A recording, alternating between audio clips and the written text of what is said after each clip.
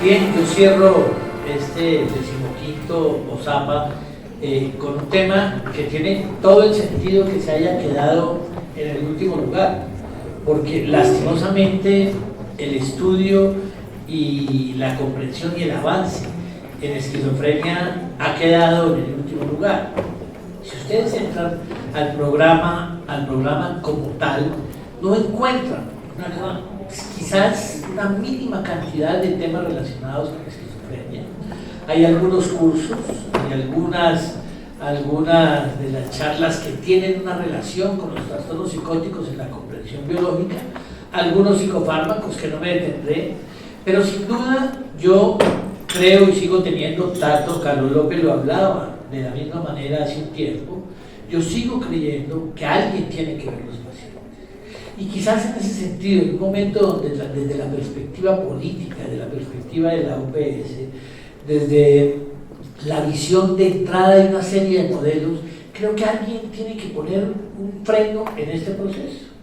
Y en ese sentido, la perspectiva, por ejemplo, de los grupos que trabajaron primeros episodios, de entender o de intentar generalizar el concepto de pródromos como una visión de puerta de entrada a una gran cantidad de trastornos, obliga a revisar más juiciosamente el tema. Y por eso desde hace un tiempo venimos proponiendo, y aún una propuesta al alto gobierno, es que si no tenemos una perspectiva clara frente a los modelos de atención, vamos a tener dificultades importantes. Porque si nosotros hablamos de modelos de prevención universal, seguramente tenemos una perspectiva intersectorial. Nadie podría entrar a discutir si el trabajo, si la vivienda, si el medio ambiente, si la seguridad, si la movilidad son factores relacionados con la salud mental. Yo creo que eso no tiene lugar a discusión. Y a mi juicio eso quizás podría ser el techo, una visión universal en ese sentido, donde nosotros tendríamos mucho que aportar, pero dentro de la orientación de política. Pero habría dos grandes grupos que a mi juicio y hoy en el curso de todo este día nos hemos enfocado, que es tener una visión específica y una visión selectiva.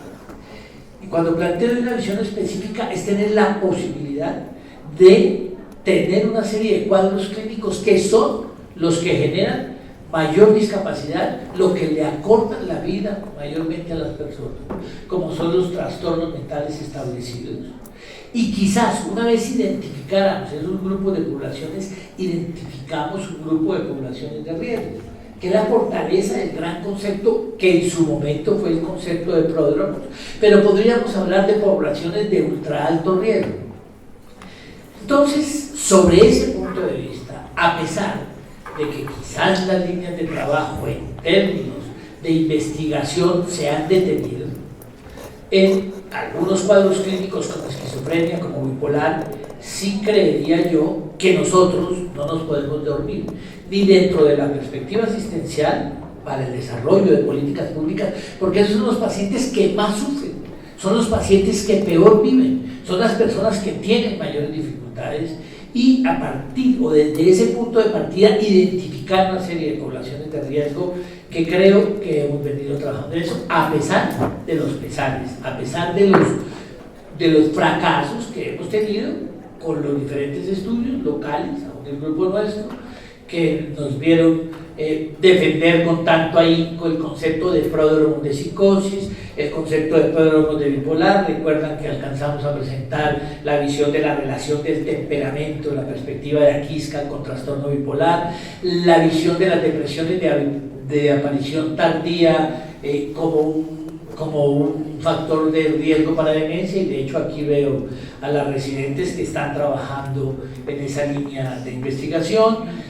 Y, ¿por qué no depresión? La ansiedad generalizada como factor de riesgo para depresión. Ahí nos hemos encontrado con un palmo de narices, pero eso no quiere decir que debemos desfallecer en el desarrollo de esa línea de trabajo.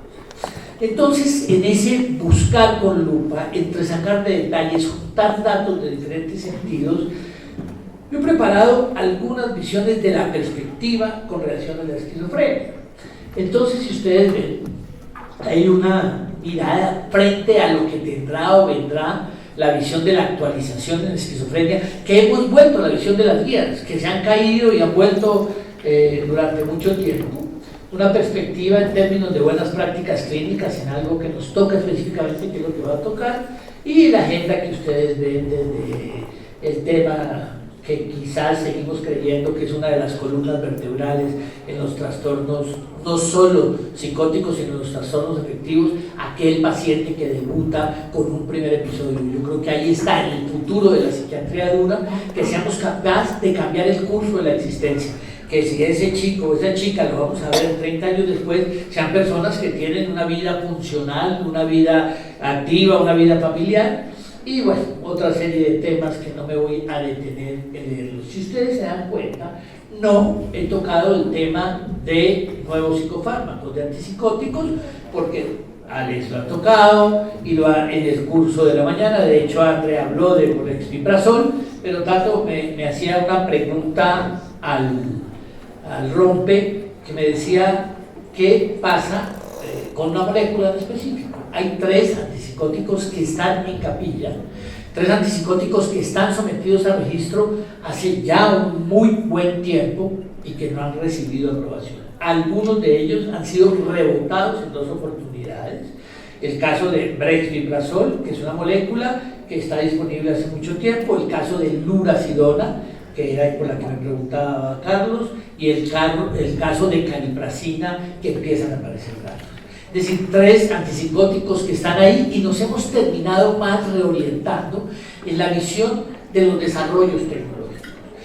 Tal vez por el salto no cuantitativo, sino cualitativo de la perspectiva de la atención en esquizofrenia. Es decir, más orientados hacia la herencia y hacia la funcionalidad.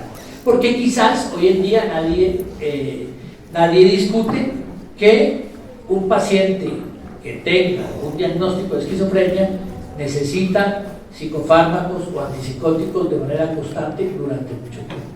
Yo creo que, pues bueno, queda abierta la discusión, pero de eso no hay, a mi juicio, mayor discusión.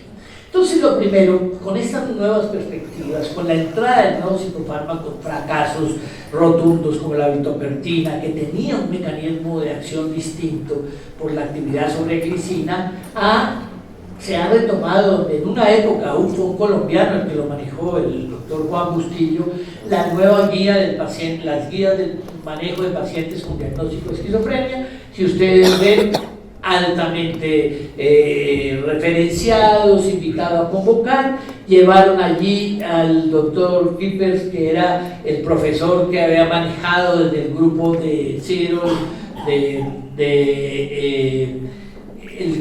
los primeros episodios y el gran programa de primeros episodios. Se llevaron a una señora de una de las universidades, Bronstud, una de estas, se la llevaron, es una gran metodóloga, y la llevaron a manejar el equipo, un hombre muy entusiasta, muy joven de Cleveland, a mover y reactivar el tema de las guías de manejo de los pacientes con esquizofrenia. Otra vez está en el punto de discusión, y si ustedes ven, es la entrada de los antipsicóticos de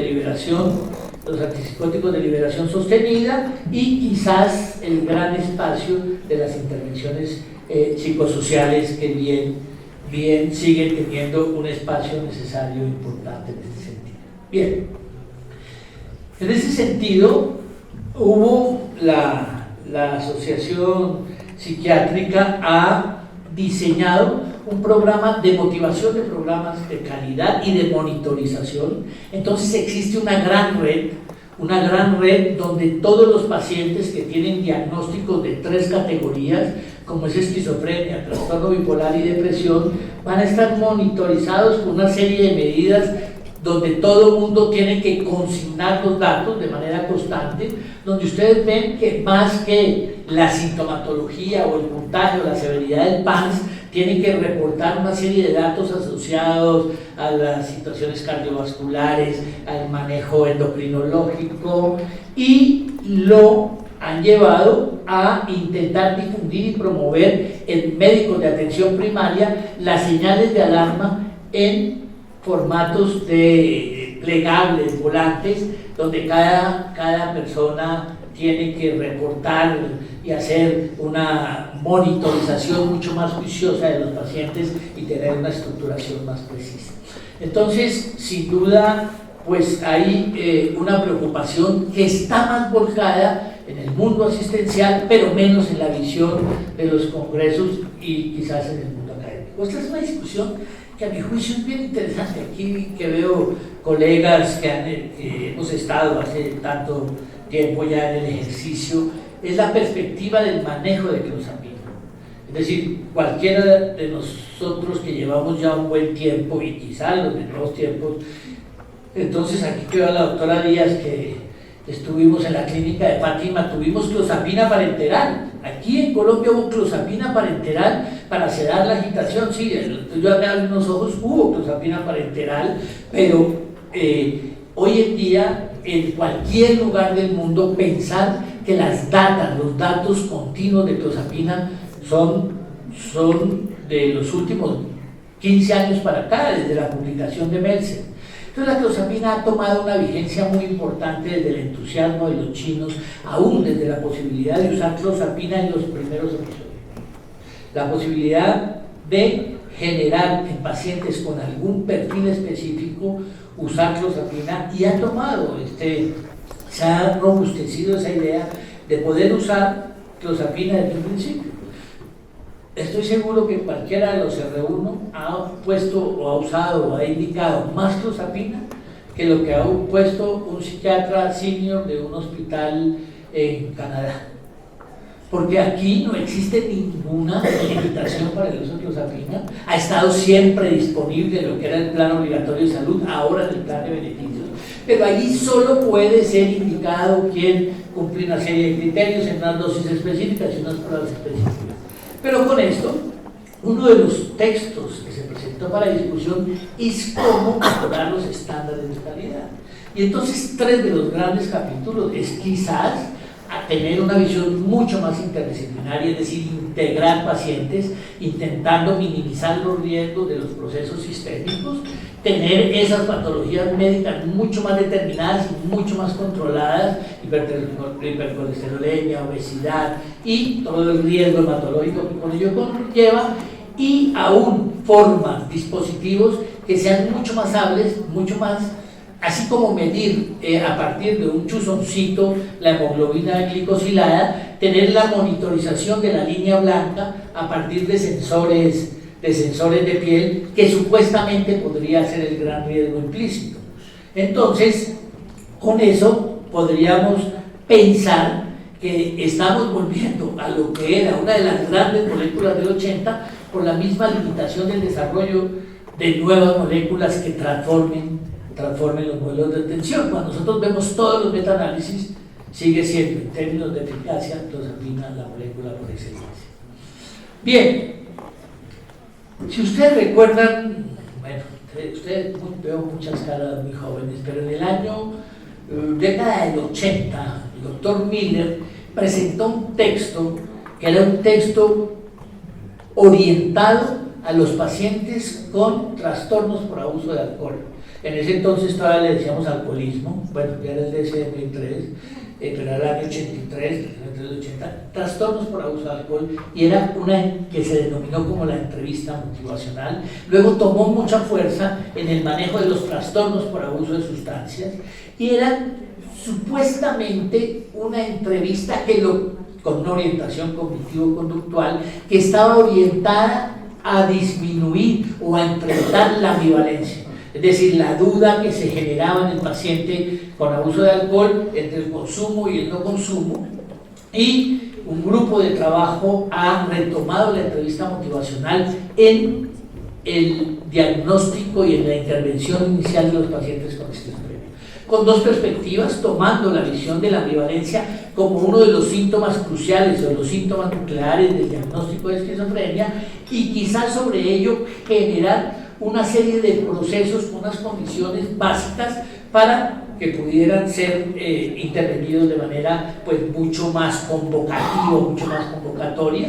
Obviamente, y a donde están los americanos, si ustedes ven el título del congreso, es que el esquizofrénico no tuviera la idea de que solo tomaran la decisión por él, sino que fuera un modelo de decisiones compartidas, así fuera un diagnóstico de un trastorno mental de estas características, tuviera el paciente participación en ese proceso, que hubiera una serie de elementos técnicos, que fuéramos empáticos y no simpáticos, que tuviéramos la capacidad de escuchar, invitarlo a reflexionar y, sin duda, invitarlo a lo que fuera más un proceso de identificación de los síntomas, que algo contaré más adelante. Sin duda, todos estos han sido intentos y modelos que surgen sobre todo en el abordaje de los pacientes con esquizofrenia. Entonces, sigue siendo un taller, era un curso completo del Dr. Kingdom, frente a cómo la terapia cognitivo-conductual tenía eficacia y medida en los pacientes con diagnóstico de esquizofrenia, que tenían que tener unas orientaciones básicas, algo que nosotros hemos dicho hace un tiempo desde otras perspectivas. Lo primero, disminuir la ansiedad, es decir, quizás esa ansiedad de los psicóticos que a veces se nos olvida. Terminamos midiendo los síntomas depresivos en esquizofrenia desde la escala de los Addington. Entonces, medir e intervenir la ansiedad orientado hacia la adherencia como perspectiva de mejorar la funcionalidad. Y dos puntos, bueno, darle al paciente elementos para que sea capaz de mover y cambiar el statu quo, pero dos actividades importantes. Uno, el trabajo sobre las ideas delirantes y cómo mover los síntomas negativos. ¿Y por qué hago un poquito de hincapié en esto? Porque la visión de las ideas delirantes ha estado cambiando dentro de las intervenciones psicoterapéuticas cognitivo-conductuales. Es decir, todos, y ahora que hablamos de nuevos antipsicóticos, durante un tiempo la psiquiatría se enfocó a tumbar a patadas el delirio. Es decir, parte de las fortalezas de registro de los nuevos antipsicóticos era cómo impacto yo los síntomas positivos, cómo bajo el PANSS rápidamente. Los antipsicóticos surgen así. Y quizás hoy en día existe más una perspectiva de cómo puede convivir y coexistir el paciente con la idea delirante. Es decir, bajo la premisa de que el paciente, desde que tenga una capacidad de ser funcional y de adaptarse al medio del entorno, yo no lo voy a limitar. Algo que lo hemos discutido con anterioridad. Prefiero yo un paciente con síntomas activos, pero trabajando, viviendo, funcionando sin riesgos, o prefiero un paciente con el PANSS en 30, pero encerrado en la guardilla de la casa. Y quizás el otro es la perspectiva de los síntomas negativos, porque no hay ninguna discusión en eso. Yo creo que los psicofármacos, los antipsicóticos de los últimos tiempos no han logrado mostrar eficacia importante en síntomas negativos. Tenemos quizás muchas de las alternativas, posibilidades, combinamos psicofármacos, pero los síntomas negativos siguen siendo el reto grande del paciente esquizofrénico. Entonces tenemos que echar mano de las intervenciones psicosociales y de los elementos psicoterapéuticos y todos los procesos de afrontamiento que nos permite la psicoterapia cognitivo-conductual. Sin duda es una herramienta importante. Pero, resumen un poco, el resumen final del taller del Dr. Kingdom es: piensen más en el paciente con diagnóstico de esquizofrenia, que sea un hombre que tenga una vida, así sea medianamente insertada en el mundo social, que un paciente limpio de síntomas, pero retraído de manera juiciosa, es decir, encerrado sin síntomas, pero encerrado en la enfermedad de alguna manera. Bien, el otro gran tema, si ustedes ven, en esto sí que hemos machacado desde hace mucho tiempo, y es la visión de los primeros episodios. Para los americanos, y yo creo que para todos, la perspectiva del manejo de los primeros episodios psicóticos tiene que ser el reto fundamental, como lo decía. Y si ustedes ven, hay talleres, ya no están los nombres clásicos. Si ustedes ven, aquí no están ni Nina Schuller, ni Jeff Lieberman, ni Tom McGlashan, son los herederos de todo este proyecto que han tomado, hacen grupos y talleres específicos, pero muy promovidos por la APA, donde cómo y de qué manera intervenir. Y si ustedes se dan cuenta, es un proceso de prioridad nacional. Las campañas de registro que les mostraba inicialmente están orientados a detectar temprano, intervenir precoz. De alguna manera, lo que decíamos en alguna época, que cuál prevención sería la más útil en psiquiatría, si la prevención secundaria sería prevención primaria, es algo que por lo menos en términos de asistencia se ha movido la psiquiatría médica. Es decir, los pacientes que tienen diagnósticos, lo que tenemos que hacer es detectarlos prontamente e intervenirlos de manera muy precoz, porque el reto tendrá que ser, y ha traído resultados, en disminuir el tiempo de psicosis no tratada. Que yo tenga la capacidad de acortar los datos nuestros que presentamos hace un rato en Colombia, habla, bueno, Alex está por aquí, 2 años más, 3 años, pacientes con síntomas psicóticos sin que sean reconocidos, sin que reciban ningún tipo de tratamiento en pacientes locales. Entonces, los americanos sienten que eso es el reto, que la medida de indicador de calidad tiene que estar relacionado con esto. Hay 2 grandes estudios, uno que es el famoso RACE, que era el estudio de William Carpenter, de Jeff Lieberman, de Nina Schuller, que era el intento de evitar recaídas en pacientes que tuvieran un primer episodio psicótico, articulados 11 centros, y hay un programa muy importante de prevención de recaídas. Marce, que tiene preocupación en este sentido, ese es uno de los datos importantes y han logrado conseguir. El otro, donde nosotros le pusimos veladoras hace mucho tiempo, es el famoso NAPLES, como le dicen algunos, que empezó siendo el trabajo de campo para el DSM-5. Es decir, el concepto del diagnóstico de psicosis atenuada surge a partir de este estudio. Eran 370 pacientes tomando los diagnósticos del ultra alto riesgo de los australianos o la categoría diagnóstica del grupo de Yale, que decía que hay unos pacientes que tenían síntomas breves intermitentes, positivos atenuados y riesgo biológico y disfunción global.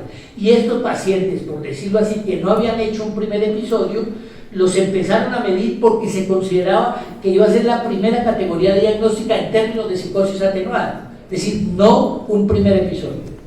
Y quizás, y nosotros nos entusiasmamos, nos subimos mucho en ese bus, era porque pensábamos, además del beneficio de los pacientes en términos de política pública, pues uno dice, hay que hacer promoción de la salud y prevención de la enfermedad. Si yo soy capaz de prevenir que haga un primer episodio, cambio el curso de la existencia.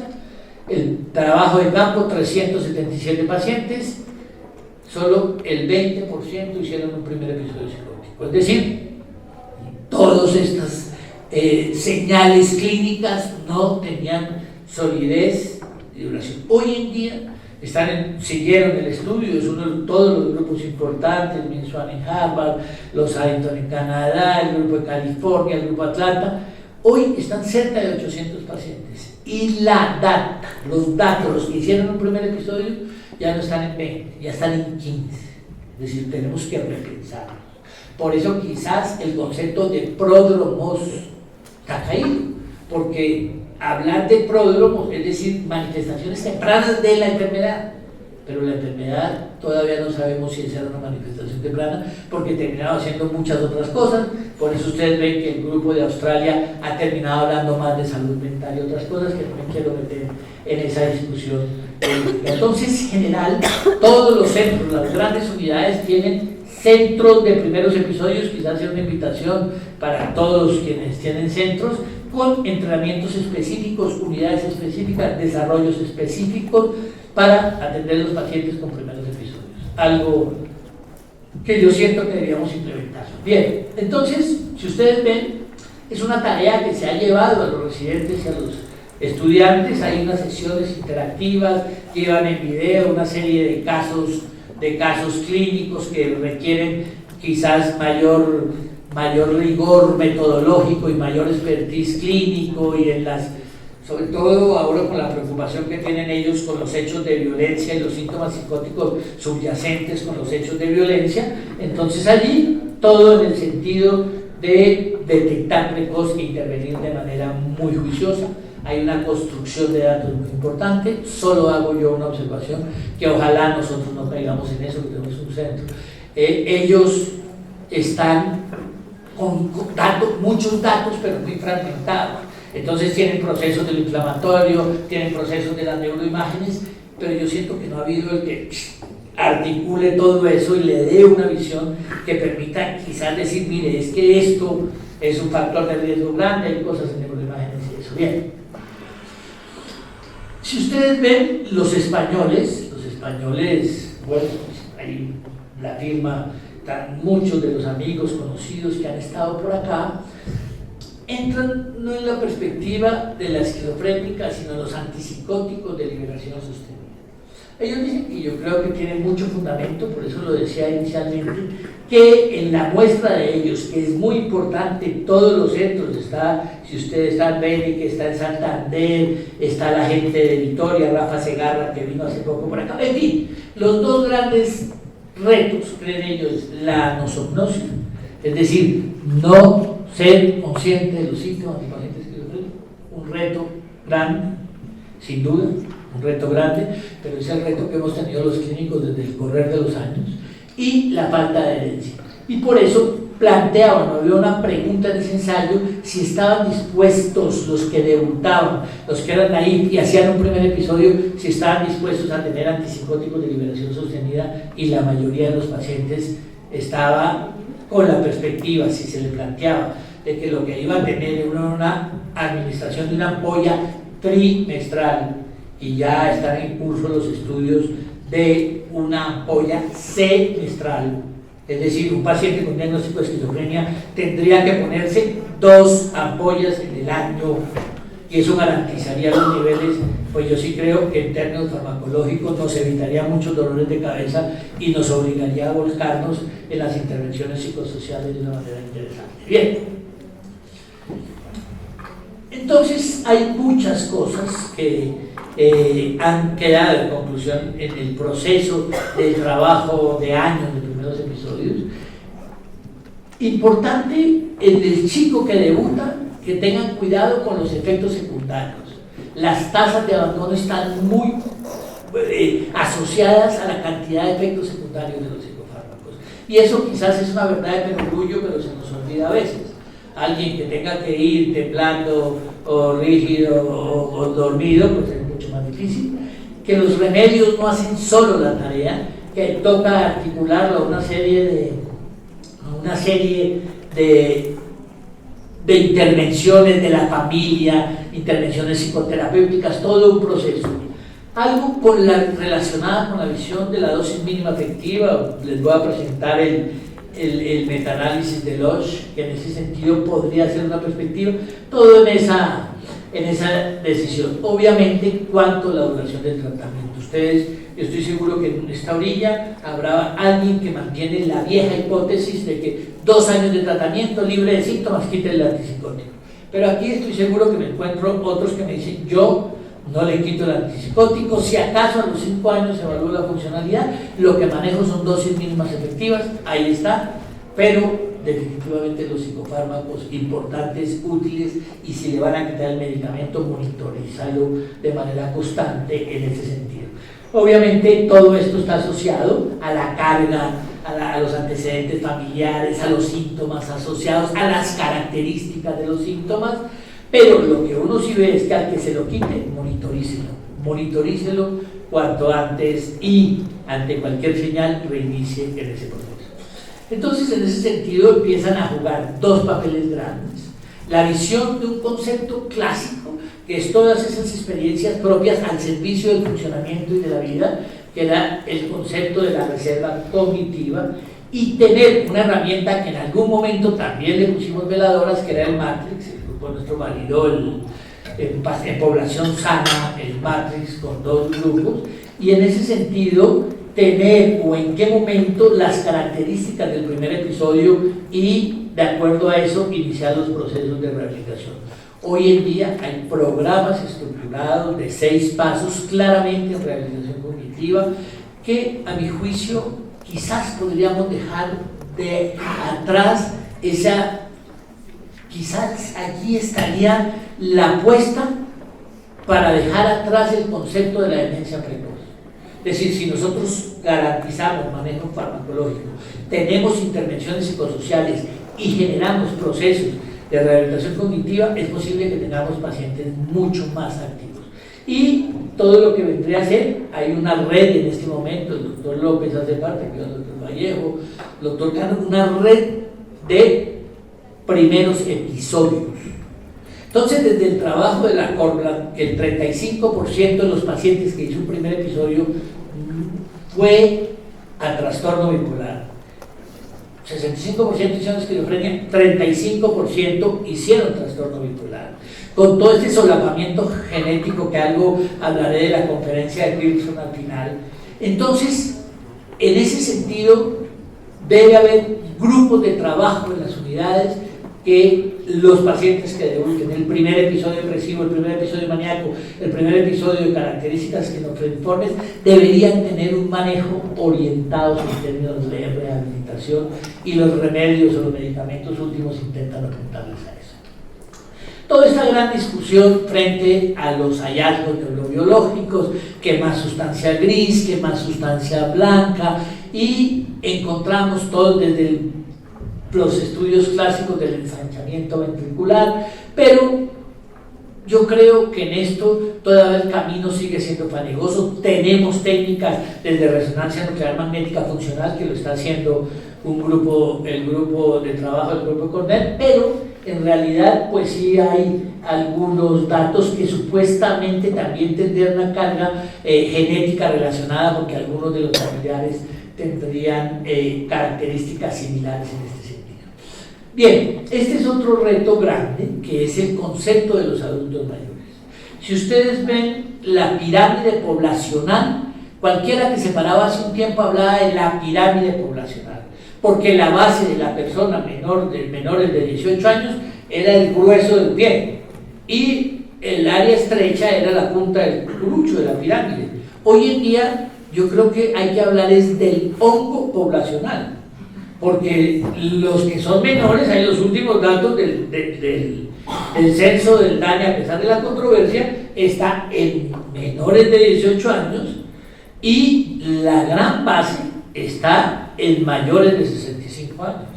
Y seguramente, como está previsto para el año 2030, la expectativa de vida cambiará de manera dramática las visiones, y por eso los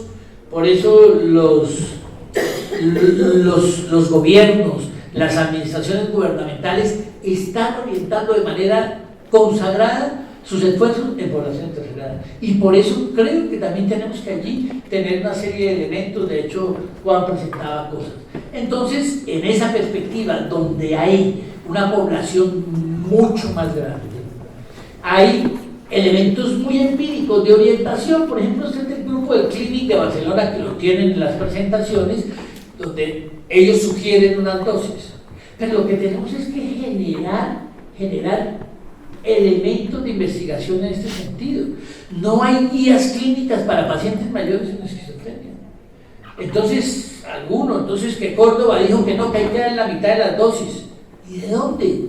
Si no tenemos unas guías como tal. Sí, sabemos que quizás por la disminución del tejido adiposo, porque tiene menos receptores, pues seguramente tiene una respuesta mucho más rápida, pero deberíamos construir datos propios con la visión de los pacientes mayores frente al manejo de pacientes con esquizofrenia. Porque con el cambio de la expectativa de vida, con el control de los síntomas físicos, los pacientes esquizofrénicos van a sobrevivir más tiempo que los otros. Bien.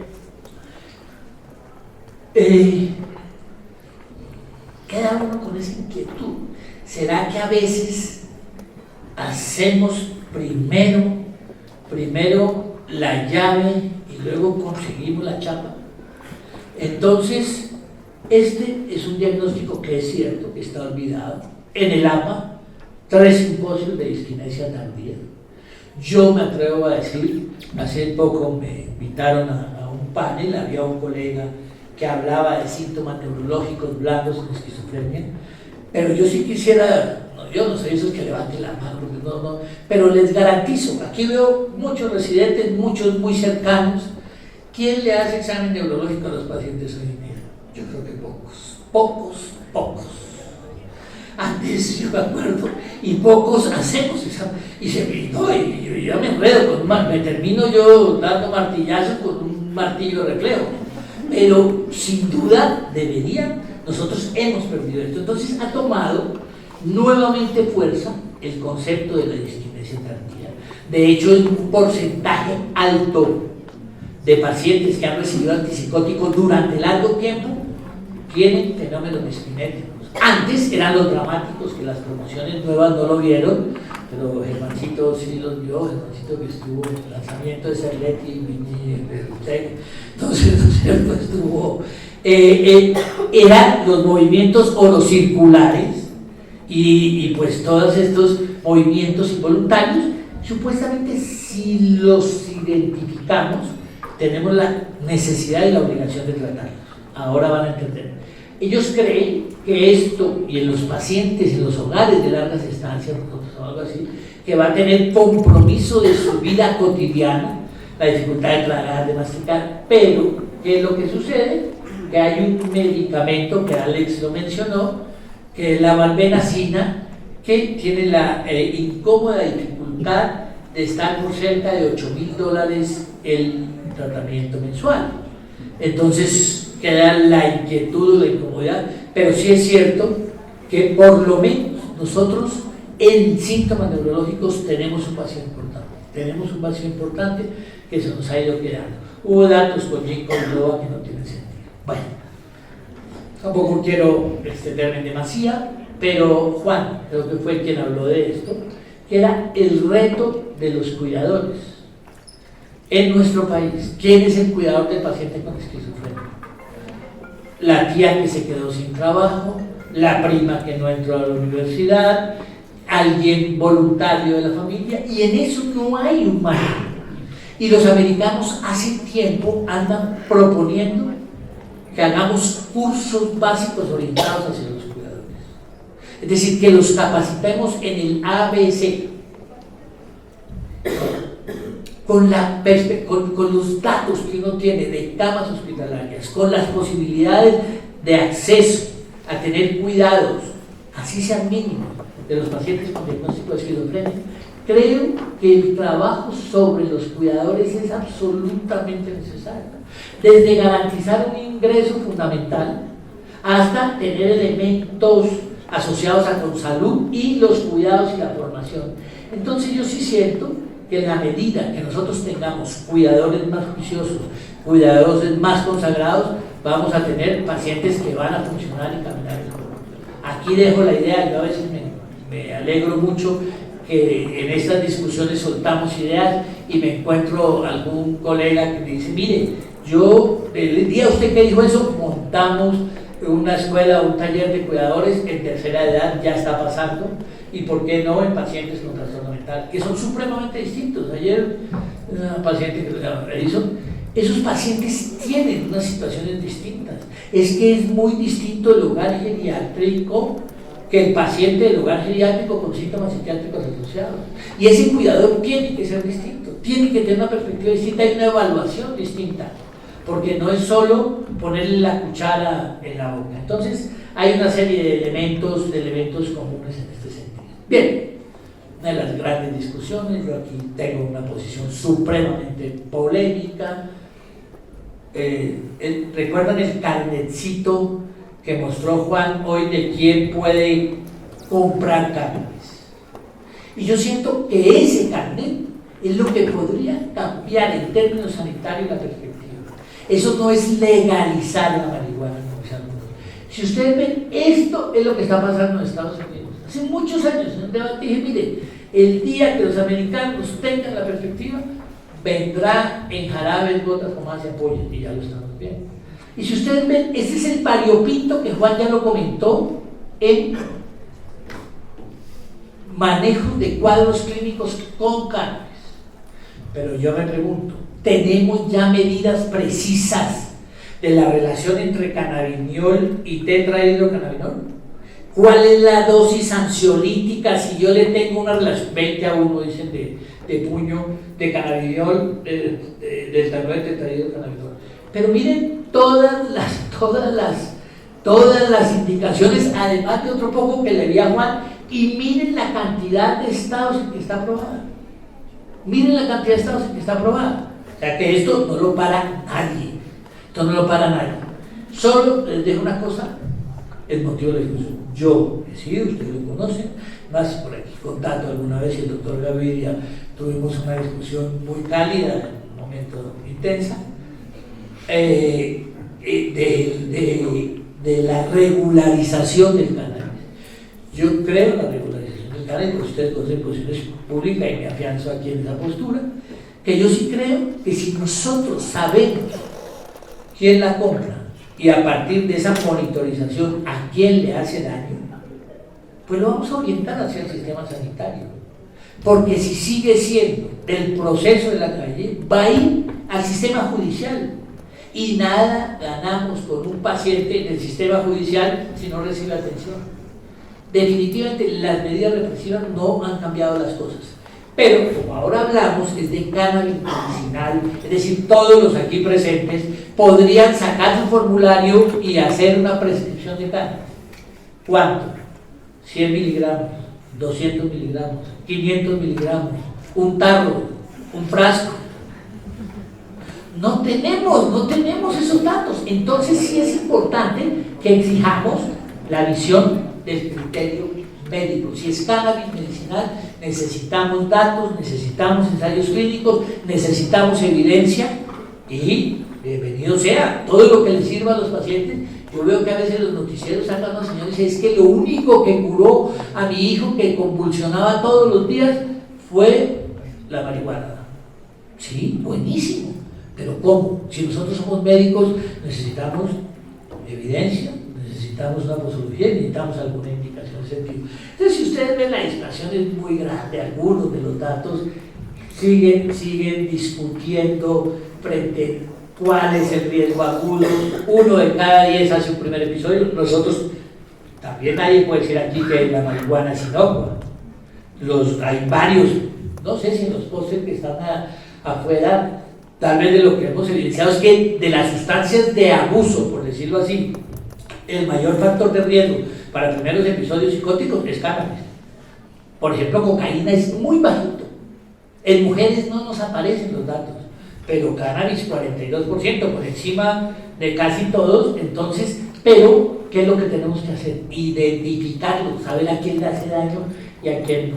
Solo me voy a tener un poco en el concepto del síndrome motivacional, que ha sido un concepto muy empujado desde hace mucho tiempo, casi como le decían el marihuanero crónico, el burro viejo que decían en las épocas pretéritas. Pero esos pacientes, yo creo que ahí también tenemos que estudiarlos juiciosamente.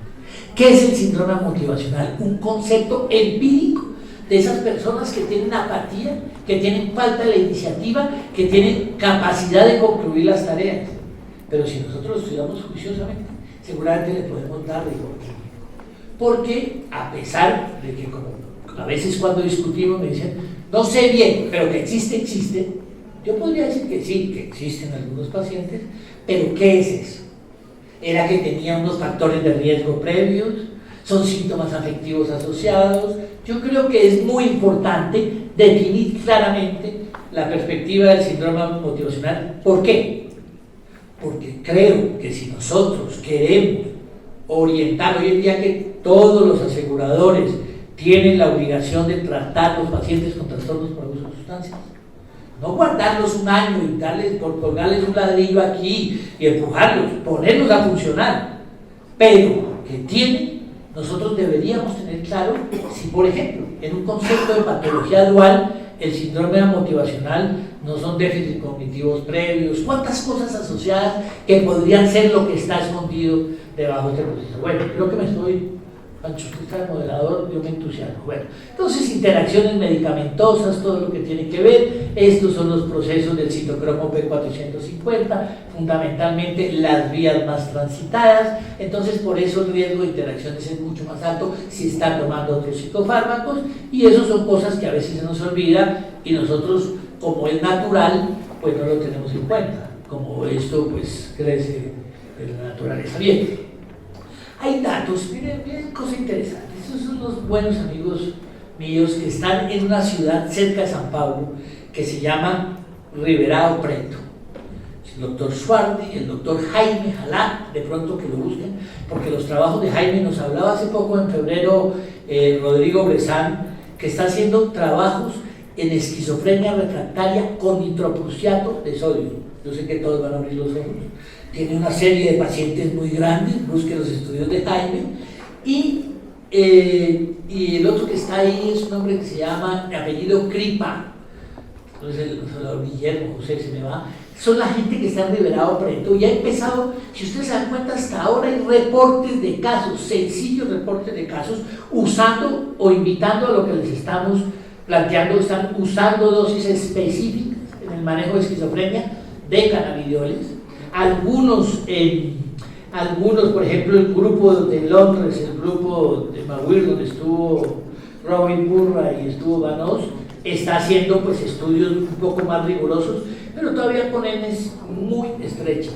Creo que es una magnífica oportunidad de abrir líneas de investigación y desarrollo en ese sentido, ya que se está dando silvestre el cannabis en nuestro país. De todo modo, para ustedes, evidencia inconclusa. No hay datos concluyentes para los que esquizofrenia en cannabis. No hay datos. ¿Qué les sirve? Pues serán datos empíricos, así como lo hacía José. Exacerbaciones psicóticas tampoco, es decir, que les hagan daño, y ni eventos adversos, pero sí, la invitación es que hay que investigar mucho más y hay que seguir adelante. Bien, los invito quizás en el material, poco terminando. Este es uno de los retos grandes. Este es un profesor de Cornell que ha intentado, ojo, y lo dejo en la discusión aquí que estamos psiquiatras grandes, Osvaldo, es el doctor Petro. Él dice que hay que generar, este es uno de los proyectos ambiciosos que es como las redes de los fenotipos intermedios en esquizofrenia bipolar. Él dice que aún los psiquiatras más experimentados pasan sofocos para identificar muchas veces si ese paciente es esquizofrénico o es bipolar. Y seguramente todos los que hemos estado en casos clínicos conjuntos saben que eso es una discusión que no termina y nos vamos para la casa sin terminar. Hasta ahí tiene la razón. Entonces ha generado un grupo, esta red fundamentalmente de pacientes esquizofrénicos y bipolares, y ese grupo gris que son los desórdenes psicoafectivos. Y él ha tomado una visión y unos manejos estructurales de ese grupo de pacientes. Entonces ha hecho resonancias magnéticas estructurales, la perspectiva del desarrollo, darle o ponerle patines a esos procesos, test cognitivos fundamentalmente Matrix, electroencefalograma de nueva generación, y genotipifica y genera todo esto de los movimientos oculares. Entonces, ¿qué es lo que él plantea? Dice, hoy en día, dentro de la visión nosológica actual, la esquizofrenia bipolar terminan siendo como un síndrome. Cuando un niño llega donde el pediatra con fiebre, o cuando alguien le pone el dedo en las piernas a un señor y dice, no, tiene edema y tiene fobia. Entonces, debemos mejorar nuestra fiabilidad diagnóstica. Debemos ser mucho más precisos. Y él termina, entonces, haciendo una propuesta en ese sentido de estos endofenotipos. Si ustedes se dan cuenta, el intento de encontrar fiabilidad está muy relacionado con lo que fue la propuesta, de Eisel con los átomos. Es decir, cómo tengo yo elementos, marcadores biológicos, que era el gran anhelo del DSM-5, y él lo lleva más a la genotipificación de estos pacientes y encuentran una serie de biomarcadores, o quiere, a partir de esas redes, encontrar biomarcadores que así lo determinen, y dice, tenemos muchos de esos pacientes que son similares, pero la clínica y las raíces biológicas son distintas. Entonces, se ancla una de las conferencias magistrales a lo lleno, en que Krepelin desde el principio decía, es que hay diferentes pacientes, son distintos tipos, y por eso termina proponiendo con una serie de medidas específicas 3 grandes biotipos 3 grandes biotipos con unas características genotípicas especificadas, está en el marcador, está en las charlas, donde de acuerdo a esa cadena o esa carrera de elementos estarían tipificados de manera distinta. Ahora mi pregunta: ¿podemos renunciar a la psicopatología? ¿Podemos renunciar a los elementos que nos han sostenido durante mucho tiempo? ¿A la visión del pensamiento centroeuropeo? ¿Podemos renunciar de tal manera que nuestros pacientes solo podemos anhelar tener una biotipificación, casi como estas pruebas? Ahí les dejo un poco esta inquietud. Las neuroimágenes cada vez más a la orden del día en psiquiatría, pero cada vez menos concluyentes. Es decir, tenemos resonancia nuclear magnética funcional, en esquizofrenia podemos ver mucho más la permeabilidad de los ventrículos, pero no tenemos situaciones. Es un poco lo que yo planteaba inicialmente. Muchas de las vías se han ido más para atrás en términos biológicos, hemos saltado de la hipótesis de la dopamina y nos hemos devuelto a los grandes inhibidores, glutamina, glutamato, GABA, que estaría más orientado quizás a intentar entender que de allí es donde surgiera el camino o las dificultades mayores. Bueno, esto está también de moda, no sé dónde lo vi, tal vez en el Congreso de Biológica, la doctora Iria del grupo del clínico venía, no sé si vine, yo no pude asistir porque no estaba, pero cada vez empiezan a tomar más fuerza que todos los procesos asociados a la microbiota, de toda la motilidad y los procesos de absorción intestinal, sería una de las hipótesis de estudio y desarrollo en esquizofrenia bipolar. Es decir, que el origen no estuviera solo ahí, sino estuviera en la tripa, todos los procesos asociados con la alimentación, cómo comer y de qué manera, y estuvieran los elementos grandes. Sigue habiendo mucho, mentiras, yo diría que mucho no, pero hay grupos de trabajo que están intentando desarrollar esos procesos, y si ustedes ven en esquizofrenia y bipolar, hay un dato importante. Quien tenga entusiasmo, quien le parezca que puede ser una línea, a lo mejor darle probióticos, si estamos dando estamos dando cisteína como preventivo de las esquizofrenias y de los primeros episodios del segundo trimestre del embarazo, pues de pronto los probióticos le ayudan para otras cosas, que estoy seguro, y a lo mejor pues mejorar todas las hipótesis en ese sentido. Entonces, como ustedes ven, datos, interconexiones cada vez más juiciosos entre la barriga y el cerebro.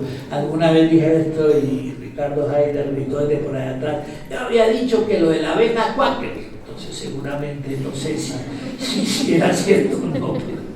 Bien, todos los procesos inmunológicos, que creo yo, hace poco planteaba la visión de los procesos inflamatorios inmunológicos. Alguien me decía, se puede, o lo oí aquí, vamos a cambiar la historia natural de la esquizofrenia. Y yo, con el dolor del alma, me atrevo a decir que no. Hasta ahora.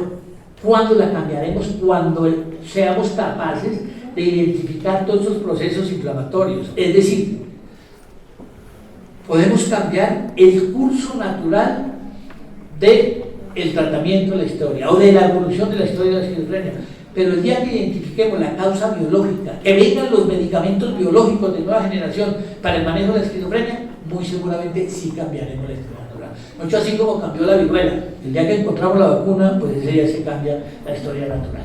Bien, hoy en día, allí en esa esquina, costado izquierdo, cada vez hay, allá en el APA había 40 grupos de farmacogenética que intentan cada vez darle mayor confiabilidad, es decir, personalicemos la asistencia a nuestros pacientes y hagamos una de estas pruebas que permitan identificar claramente sobre cuál tiene una respuesta. Pero creo que Juan o Alex presentaron 50% de confiabilidad de estas pruebas. Entonces tengámoslo, es un elemento auxiliar, pero todavía para que el sistema se meta la mano en el bolsillo en esto, yo sé que no puede gustar, pero para que el sistema se meta la mano en el bolsillo falta tiempo. Bueno, estoy cerrando, a topar. Uno era un viejo elemento auxiliar, una herramienta terapéutica de la psiquiatría, que ha sido la terapia electroconvulsiva. A mi juicio estigmatizada, Atrapados sin salida, ustedes se acuerdan, las famosas primeras películas de Nicholson, generó una visión estigmática frente al TEC. También creo que el abuso del TEC, hubo colegas que en una época se lo ponían para todo, pero hoy en día cada vez hay datos mucho más juiciosos, hay niveles de exigencia mucho más grandes, y la clínica Mayo presentó su experiencia con TEC, una recopilación de datos, quizás a novedades, y los dejo de inquietud, que ellos consideran que, primero, intensificar el tratamiento en tiempos mucho más cortos con cargas mucho más altas. Segundo, que a pesar del éxito de la respuesta en términos de eficacia, las tasas de recaída son muy altas post terapia electroconvulsiva, y entonces hacen la recomendación de que se haga terapia de mantenimiento. Si la respuesta es favorable, hace una recomendación de TEC mensual. Si ustedes entran, encuentran la guía, que me parece muy bravo decir indefinido, pero bueno, ellos lo plantean así. Pues con algunos de los medicamentos, la visión de cognición, las medidas de cognición con cariprazina, uno de los antipsicóticos nuevos, todo esto en la sesión de póster, pero no los voy a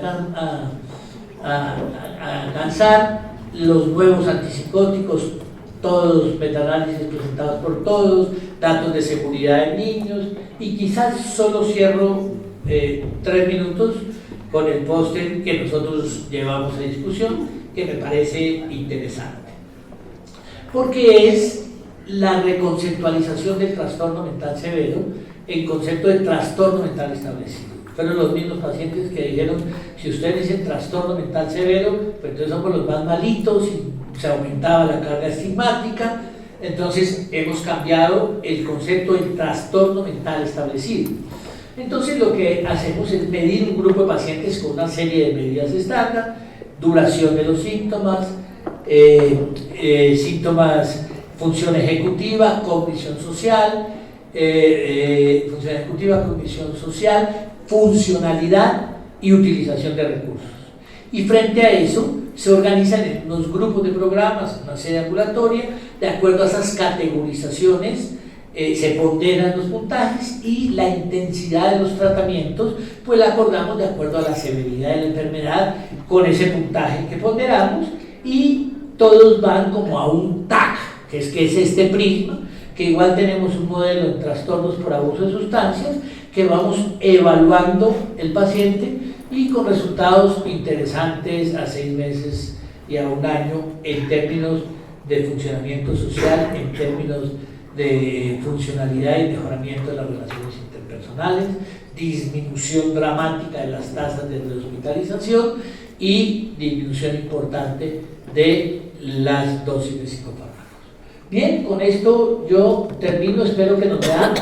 Si ustedes tienen también un punto de vista importante, Miguel Bernardo, que es el jefe de psiquiatría del clínico con quien trabajamos y caminamos las calles de San Francisco, también puede escribir, o a mí, con el mayor de los gustos. Esperemos que nos encontremos para discutir los resultados de Filadelfia del año que viene. Y con esta charla, y con reiterándoles el agradecimiento por su presencia, que es lo que hace que por 15 años ya es un niño como así de grande, el POSAPA Colombia. Entonces, reiterándoles el agradecimiento por la presencia de ustedes, confiemos que tengamos la posibilidad de encontrarnos en la 16ª versión del POSAPA Colombia. Muchas gracias.